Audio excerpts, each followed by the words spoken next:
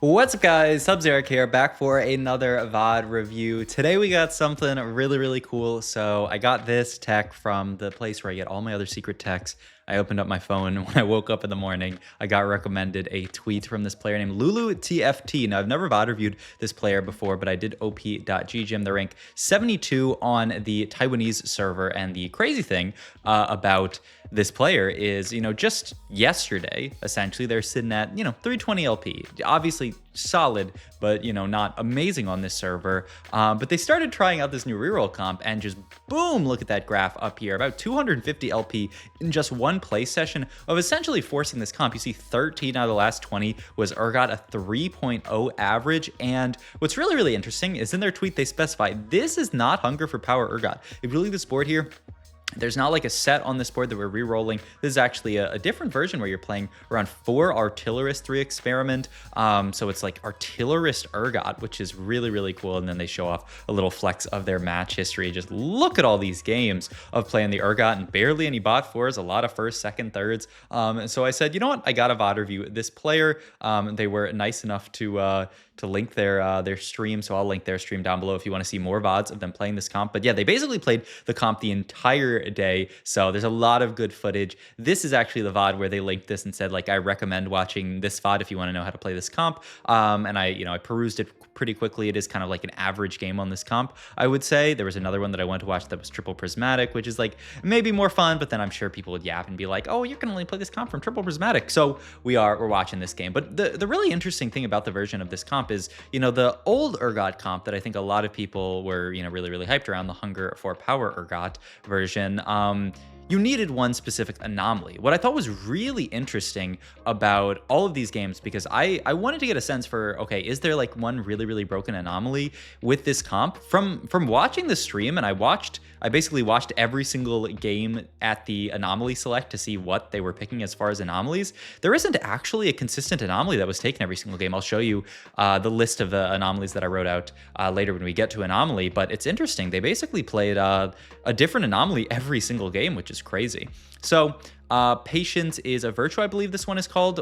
Seems like a very reasonable pickup when you want to play around a reroll comp like this. So we're just going to pick that up here, get some free refreshes throughout the game. And I mean, we're just going to play on this board right now, right? Just 2 Sentinel and 1 Emissary. Like it's, perfectly serviceable to chill right now.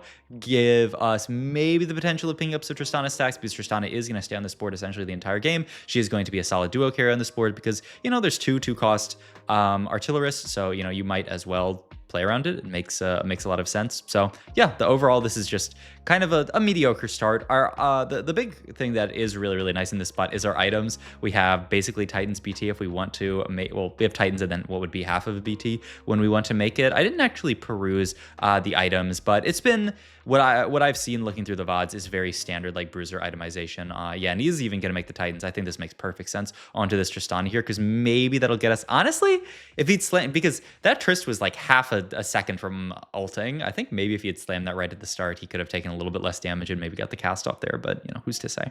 But it's been pretty standard bruiser itemization, BT, Titans, Sterax. I've seen both a lot by him. I don't know how he thinks about Edge of Night, so we'll see. Maybe Edge of Night comes into play this game and other stuff like that. But very standard bruiser, brawler, whatever you want to call it, type itemization onto the Urgot, who is the main star of the show. Every single game I watched but one, he did Anomaly the Urgot. The one game that he didn't is one where he just missed on Urgot 3, and so he took the one that gives you some extra items and itemized like a Twitch, which seemed really desperate. I'm pretty sure he bought for that game, and that's life. But yeah, I mean, early loss streak here, looking for the BT, I must imagine. When you're playing a reroll comp like this, and especially when you're hard forcing like this, you'll see a lot of these players play for loss streak so that they can perfect their items. It's quite hard to force a reroll comp if you don't have really good items, especially because so much of your power is just concentrated into this Urgot.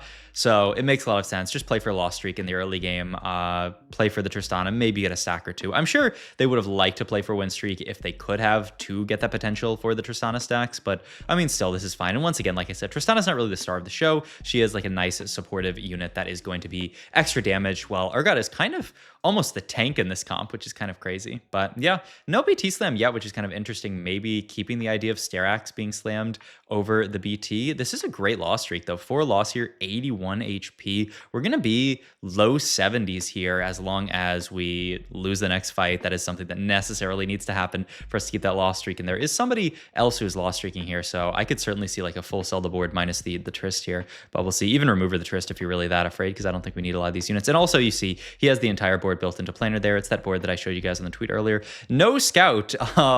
Probably just yapping at Twitch chat because this person has been streaming for at this point. Actually, no, this is one of their first games, so they're actually right into the stream early on. But still, you know, they're maybe yapping at Twitch chat. It is sometimes a debuff playing TFT, and they actually like take what was that? They didn't have Ezreal in the planner at the start for some reason. They're like taking him in and out for some reason. I don't know.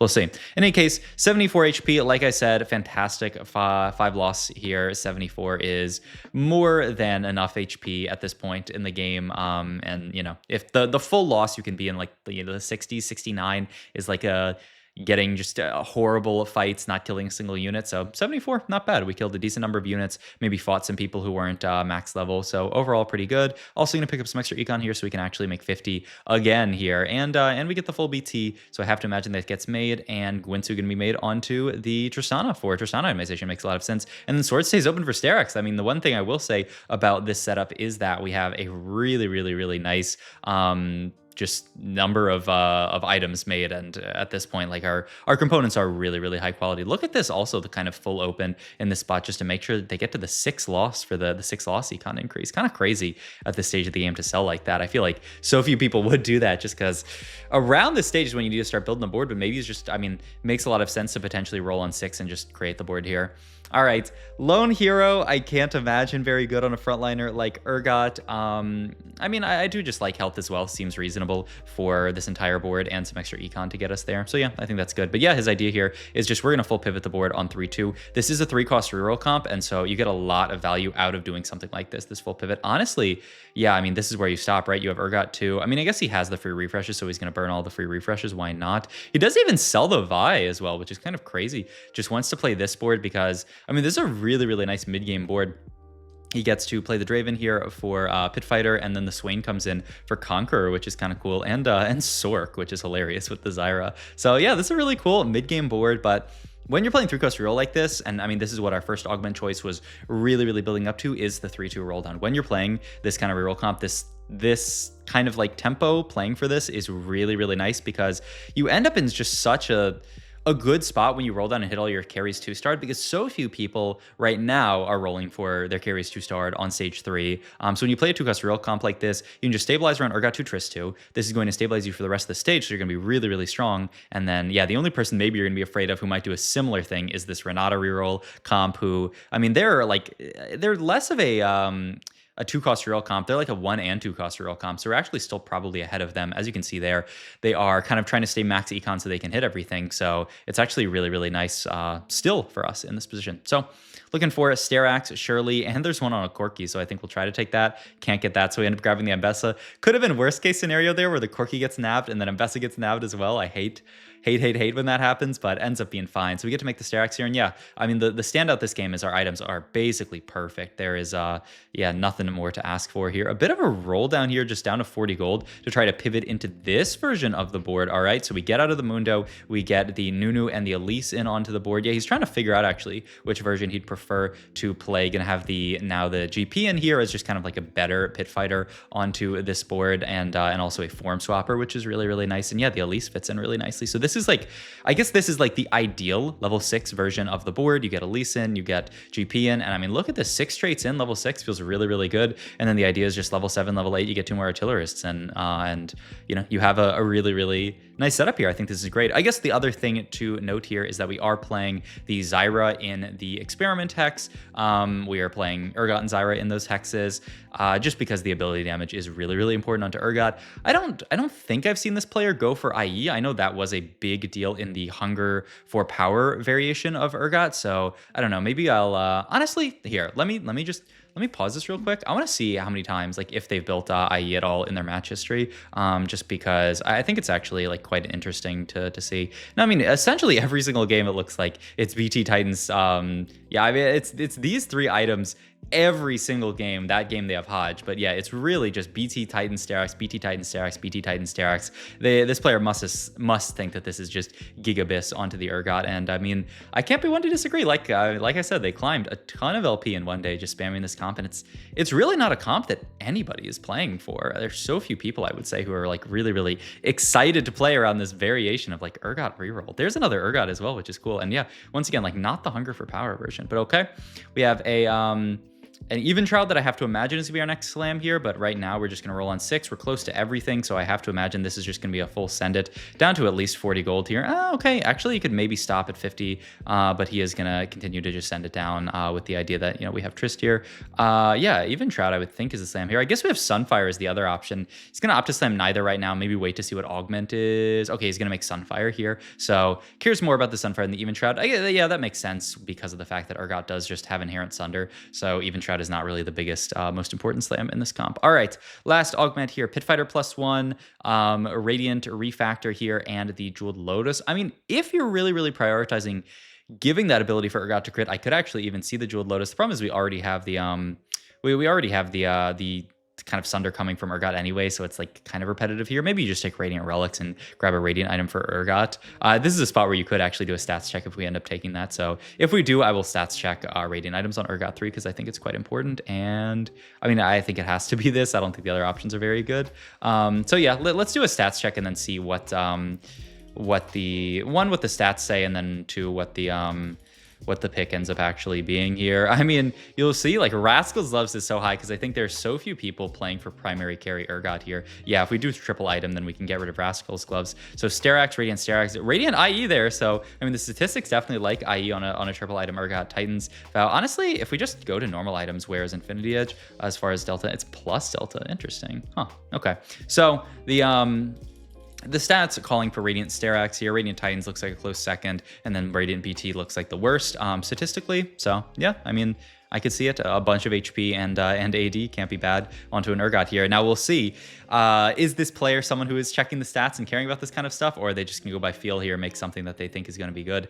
No Urgot 3 down to 20 gold is actually pretty rough here. We're gonna see, and they are gonna take the Radiant Sterak's here. So maybe a stats enjoyer, maybe just someone who knows inherently that is going to be the best option here. But yeah, pretty rough actually to roll it down this deep and to miss here, because I feel like this is just, yeah, now we're in kind of a rough spot, especially going into Anomaly soon, where we're going to need, I mean, we want some kind of selection on Anomaly. Can I actually go back up to 30 gold here and sell a lot of that other stuff, saying, you know what, who cares about stuff like Nunu 3? It's pretty unlikely that I'm going to hit that here. I just need to hit this Urgot 3. I imagine they're going to roll again down to about 20 gold here to see if they can pick up Urgot, and boom, there it is. That is really big here. We still have the potential gold coming in from the health is wealth. I didn't see what they checked on, or it's not health is wealth.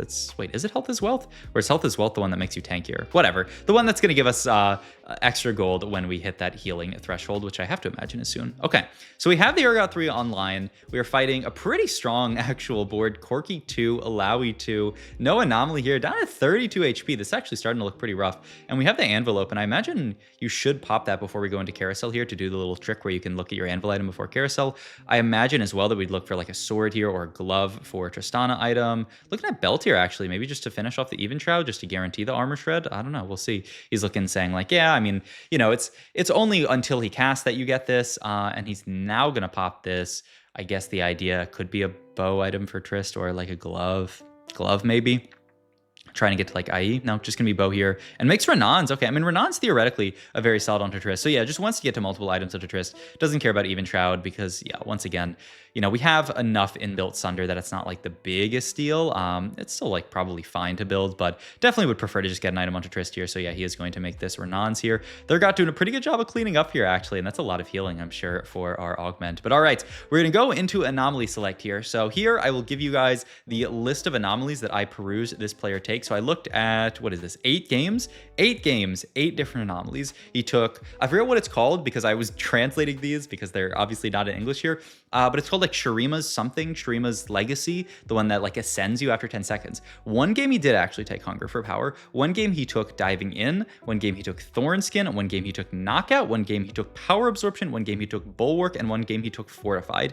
Now the kind of commonality among all of these anomalies that he took is that a lot of them are tank anomalies. I actually saw him skip over some more of the damage-oriented anomalies and just play for tank anomalies. So he's really thinking about, like I talked about earlier in the video, he's thinking about Urgot as like a really, really tanky frontliner. I feel like the standout one that I think makes a lot of sense to me is the Bulwark one that gives a bunch of RNMR, and then you drop below when you're above 50% HP, and then when you drop below, you know, we've got all this healing onto Urgot, so we can potentially heal back up.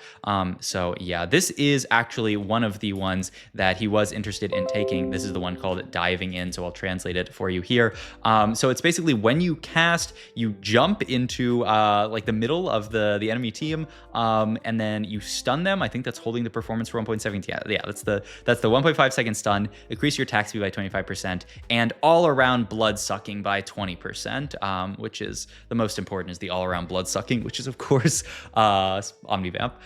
So it's Omnivamp, it's attack speed, it's even a little bit of CC, so it's everything that the doctor ordered onto this Urgot. Just even more Omnivamp, honestly, which could potentially be seen as like maybe too much, but I mean, we have this Sterak's here, we have this Titans, we're gonna get a lot of stats around those items, so just, you know, having a bunch of extra healing cannot be a bad thing in this spot. But yeah, we've hit the board. It's 4-6. We're pretty low is the scary thing. In this spot here, 32 HP, middle of the pack, but not really when you look at the top four, 79, 60, 58, 55 HP. And then it's just a cliff to the bot four. A 20 HP gap between 4th place and 5th place is pretty crazy. But now in these fights, you can kind of see this Urgot pop off a bit. He's so tanky. He's healing so much. This is... I mean, this is the super Urgot, and now the HPs are starting to match up a little bit better. 4th place taking a bit of a loss, 3rd place taking a bit of a loss. Maybe we'll get there, and we're getting to the spot where, okay, we can push level 7 here. We're not far off level 8, and level 8 is going to be that 4 artillerist buff, which is really nice. It's a lot of extra stats from 4 artillerist. He's also looking at the other options. I have seen that, like I said, if he ever gets like an experiment one, he's always playing 5 experiment. He's even played like 6 pit fighter before with like a pit fighter +1. But I think the default version is the vertical artillerist here. So hopefully on this roll down, we can find ourselves a Corki. Gonna potentially, pick up the Ezreal there. Also holding on to, this is nice. So holding on to a couple of different options here. Gonna even play 4 Bruiser right now. Finish the IE onto Tristana, which is fantastic. And then this belt is just a belt. But yeah, actually 4 Bruiser setup here. Nice little flex gameplay saying, okay, you know what? I didn't hit my board exactly when I wanted. All right, I'll play this. This is a pretty crazy board that we just fought. That was Sniper Nocturne, which, you know, has the same effectiveness of giving him extra range as all of those Ornn items do. I think it was worth the wait Sniper's Nocturne, which is pretty crazy. Or, you know, Sniper, not Sniper's Nocturne. And yeah, the second we get this setup, we're going to move these items over. And we can now scrap the GP, which is really nice. The scrap also fits nicely onto this board just because you're playing around GP and the Corki. So this is the setup. This is the setup that he had in his tweet, and this is the setup that he plays for by default without any kind of +1s. So, you know, if this is what you want to take a little picture of, I mean, you probably had it at the start of the video when I posted it. But yeah, I mean, look at this Urgot. He's healing more damage than he's tanking versus this Garen. My God, 18,000 damage and 12,000 from the Trist as well. Like I said, she's the secondary carry, but she's no slouch. Like, this board is actually so cool. I want to hop into a game and test this out because it looks so nuts. And once again, this is not one of those comps like, you know, the Lone Hero Lux comp, really cool, but you can't play it without Lone Hero. You know, you really need a very specific setup. But this guy queued up every single game aiming to play this comp. The only games he didn't play it were the games where he just, you know, like couldn't find Urgots, I guess, and ended up playing like Violet Reroll instead. But yeah, so many games onto this comp. And I mean, such good stats. Like, once again, so much LP gained in just one day of spamming this comp. So I don't know. I fully expect this comp to get a lot more popular after today, after the next few days, just more people seeing this comp be played. All right, there is an experiment +1, which could be a fantastic level 9 for this board. He's looking at potentially not taking it though, and just taking something generically strong in a guard breaker. Interesting. I guess his thought is that like level 9's kind of far away. We're 30 gold at this point, and the extra experiment value is not really going to do anything until then. So we'll just do this for now. Interesting. I don't know. I would have thought for sure he would just take the free experiment +1 because that gives us a nice cap on 9. But maybe he's got something else in mind for his level 9 cap. I'm not sure what that would really be. But hey, I mean, Guardbreaker onto Corki also not bad. It's some extra, you know, damage onto a 4 artillerist Corki. Look at this, man. We're fighting. This is a Victor, man, and the Victor's just got nothing on this Urgot. It barely looked like he cared about that CC. Just hopped into the air and then jumped back down, healed back up to full, essentially. Like, huge value, actually, out of just and I mean, I gotta say, the Anomaly that we picked here, diving in, it seems like it's done such good work on this this Urgot. He's putting him in the middle of the enemy board where he's taking aggro and they're just healing up a ton. The Sterak's is buying enough time for the Titans to get stacked up, and then once the Titans is stacked up, then all of the healing is just out of control. We're just getting so much value. All right, fighting this Twitch board again against this huge Garen, unless it's this another person, but we'll see if Urgot can buy enough time for the Trist and just do enough damage as well, because he's just sitting in the middle of a million units. But look at that. He's getting perma CC, but look at that, healing up back to full. Oh my god. 24,000 damage. Also, really, really important there, actually. If you looked at his graph, so much of that damage was true damage on the Urgot. This is why you put the Zyra in the Hex with the Urgot. So much of the damage was true damage. We can look at it again, or you can go back in the video if you really want, or we can just look at another fight in the future. But yeah, it's just he's doing an insane amount of true damage. Also, yeah, just no regard for Last Whisper whatsoever. So looks like he just has 0% priority on having the armor shred, just because once again, of course, like who really cares about having armor shred when your main carry is Sundering? Obviously, it's a little bit extra from the Last Whisper, but why waste an item slot on it when you could just take a better item onto Corki, which is Renan's here. So yeah, find the Nocturne player again. Urgot getting kind of low, but oh my god, healing back up. Boom, look again. Look at that graph. It's like 30% of his damage, at least 25% of his damage is just true damage because of the Zyra. It's actually just insanity how much damage we're getting out of the Zyra here. And look at this, 32 HP, win streaking on an 8 streak at this point. Gonna roll down for something to play. His idea was Jace. It looked like he put in the planner. He's got Jace and Savika. Oh, the idea being maybe we could cut Elise and then play Jace. We could play like Jace or, I mean, I'm not sure exactly. I mean, we'll see what we end up actually playing on this board. Urgot dashing actually fully to the left, which is kind of rough because he's pretty far from all these carries now, but still tanks through everything. I mean, nobody can kill this Urgot, actually. The Omnivamp has done insane work. I really want to see this Urgot with like some more of those tanky anomalies. Like I said, that one that gives him a bunch of armor and Mars sounds really, really gross. But yeah, I mean, just this Urgot setup. The Radiant item seems like it's done fantastic work. The Radiant Sterak's, you can really see why that is the best Radiant item onto the Urgot, just because, like, my god, he just seems completely unkillable once he gets to that Radiant Sterak's proc, especially with the BT and the Titans as well. All right, fighting a Kog'Maw reroll player. You would think that this would actually be a pretty tough matchup because of just this single target from Kog'Maw. You would think maybe they'd be able to burst through the Urgot, and it does look pretty rough, though. Trist is still alive. Oh my god, the Trist actually clutches it out in the end there. Huge, huge, huge from the Trist. All right, looking at Jace here with an LW. Potential Jace too that we can play for to cap around the board. So yeah, the idea being, I guess, that you can cap around Jace is like a slightly better form swapper here, though. I mean, you'd end up losing Bruiser, which doesn't seem amazing. Oh, I'm sorry, guys. It is after midnight when I'm recording this, but I want to get a VOD out. I've been doing Christmas shopping and stuff all day and doing some Christmas stuff. So, oh yeah, I guess this video will probably be coming out. Yeah, I mean, it will be coming out on Christmas Eve for most people. So a Merry Christmas Eve to all who celebrate. And I'll probably have a VOD out on Christmas Day because, I mean, why not? It's, I like to have a video out every day. It's nice. So I'll have a Merry Christmas video for you guys. But look at this.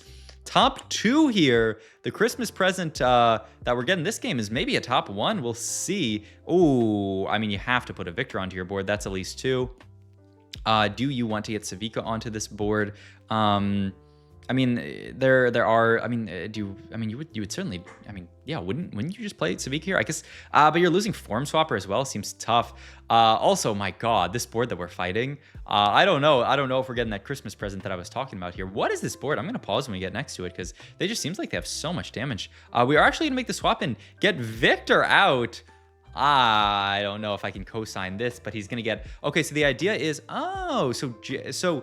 Level 9 normally, if you don't hit the Victor, is you just play Jace plus Savika. That's the idea. And this version, he is just going to cut out Jace, play the Victor over the Jace in this spot. But that makes a lot of sense, actually. So he comes out for Jace Savika. You'll obviously lose scrap value at the end, but it's not the biggest deal. He does find Jace too, and he's really torn if he's supposed to get the Victor or not. So what is this board that we're actually losing to? This is just like a standard... well, I was going to say 4 Emissary. It's not even 4 Emissary. It's just... It's Swain 3. It's Swain 3, 4, 1, 2, 3, 4. It's 4 Form Swapper, Swain 3. Then he's got like the Quick Striker in here and like Pit Fighter in here. This is a really cool board that we're actually from our opponent here with the lucky gloves, actually itemizing a lot of really, really strong units. And he's got the victor on the board as well. I mean, honestly, cool board as well. Man, the Taiwanese server kind of popping off with some cool tech here. 4 form swapper, Swain reroll. And it is actually just, well, the Trista, oh my God. Oh, it was so close, but just barely not enough to win out the lobby. I mean, cool board from our opponent and really, really cool board from Cute Sup OVO, also known as Lulu TFT. But yeah, I mean, I don't know. I thought this was such a cool comp, such a cool idea to just like play more around Urgot reroll, not this hungry for power version, but just straight up Urgot Artillerist reroll with the Trist as well. So let me know if you guys have played this comp, how it's gone, or, try it out. Let me know how it goes. Hope you guys enjoyed this video. As always, if you did, please like, comment, and subscribe. Check out my Twitch, all my other links down below. And yeah, Merry Christmas Eve and happy holidays to all who are celebrating. Spend some time with your family, drink some hot cocoa or something, and I'll see you guys in the next video. Bye.